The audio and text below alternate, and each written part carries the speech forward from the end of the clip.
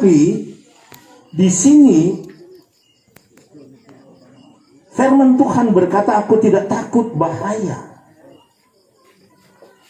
Perjalanan yang samar-samar itu, kita mau cepat, kita mau lambat, semua bisa berbahaya.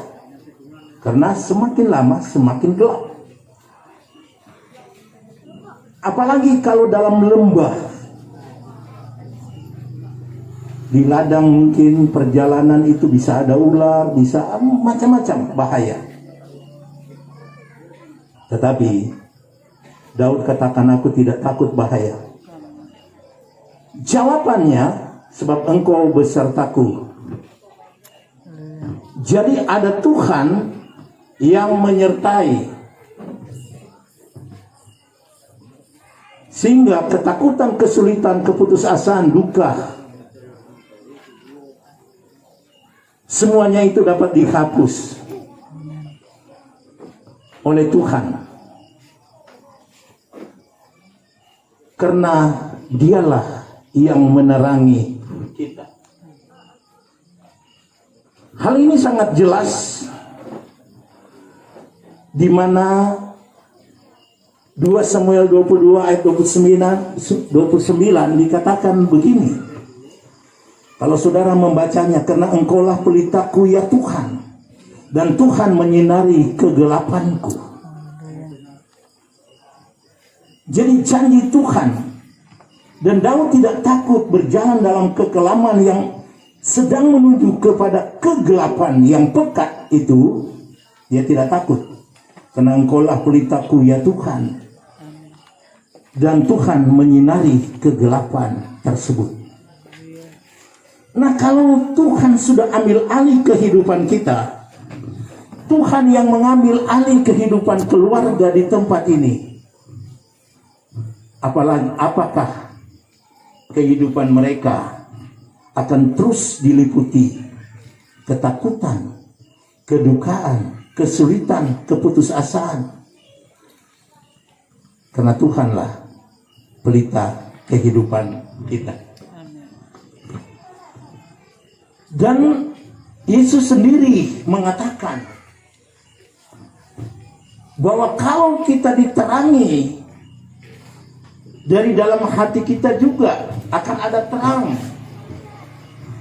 Sebab itu dia katakan kepada kita di dalam Lukas 12 ayat 35, di situ dikatakan, hendaklah pinggangmu tetap berikat dan pelitamu tetap menyala. Kegagalan kita di dalam mengiringi Tuhan, tidak ada kesiapan. Kegagalan kita, kesedihan yang tidak akan hilang karena di dalam kehidupan kita tidak ada pelita yang kita jaga dan menyala terus, sehingga kehidupan kita diterangi, bahkan langkah-langkah kehidupan kita diterangi oleh Tuhan. Ini yang kita lihat dalam poin yang pertama, tentang kita berjalan di dalam kekelaman atau di lembah kekelaman. Kemudian kita temukan kata gada. Gada yang kita bacakan tadi itu adalah senjata. Senjata pemukul. Kalau saudara mau melihat hal tersebut, saudara bisa dapat membaca itu dalam Kidung Agung 4 ayat yang keempat, di mana dikatakan lehermu seperti menara Daud, dibangun untuk menyimpan senjata.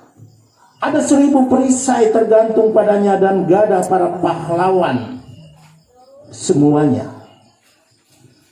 Jadi seorang pemenang, seorang pahlawan, pejuang itu, dia memiliki gada.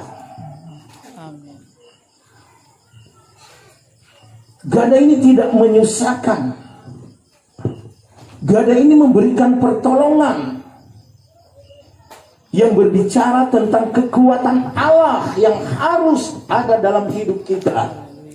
Dan tentunya bagi keluarga yang baru ditinggalkan. Istri yang dikasihi, mama yang mereka cintai, bahkan nenek yang mereka hormati di dalam kehidupan keluarga mereka. Jadi di sini pertolongan Allah akan memperlengkapi kita dengan kemenangan, dan kita tidak akan rasa takut berjalan kalau kita ada gada, ada pemukul lawan kita. Siapa lawan kita? Iblis adalah lawan kita. Dia seperti singa mengaum-ngaum, ingin melulur mangsanya.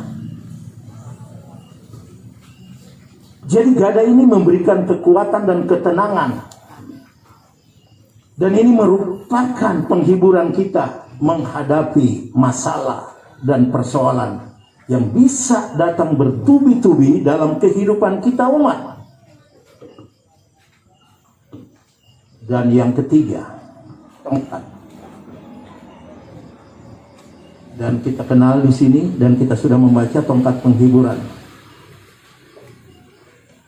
Tongkat di dalam Alkitab juga berbicara tentang kuasa.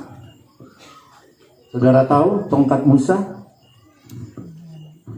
Itu dalam Keluaran 4 ayat 20 disebut tongkat juga Allah.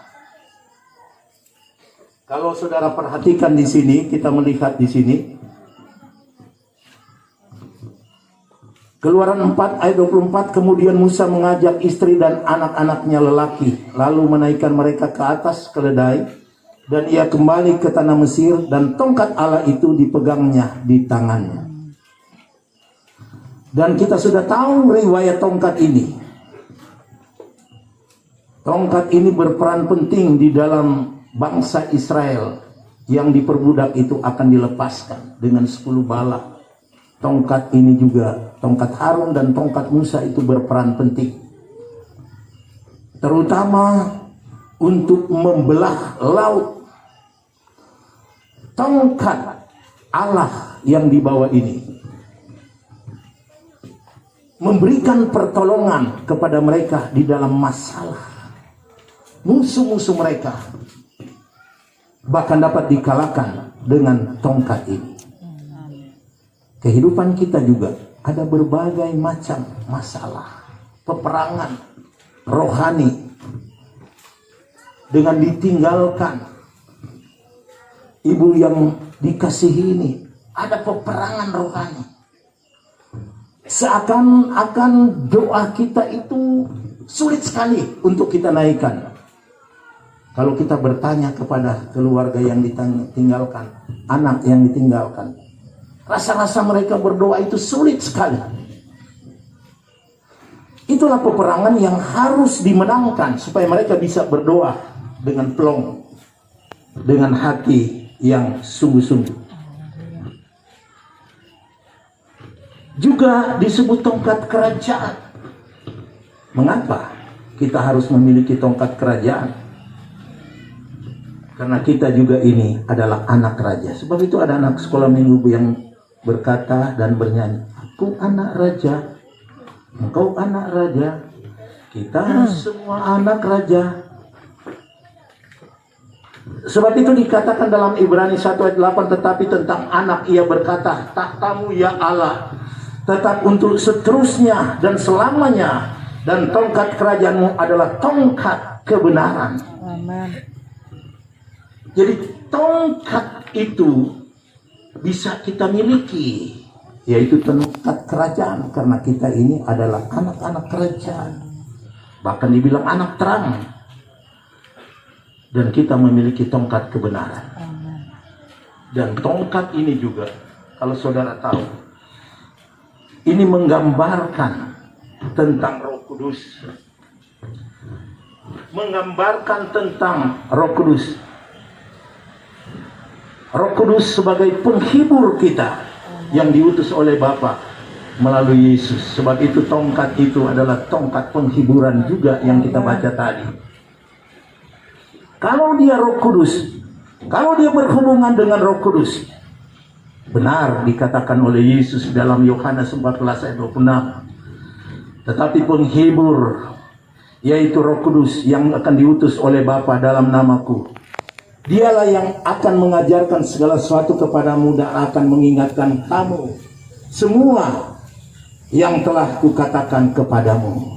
Jadi Roh Kudus ini sangat berperan penting dalam kehidupan kita sebagai umat di dalam menghadapi situasi yang seperti ini.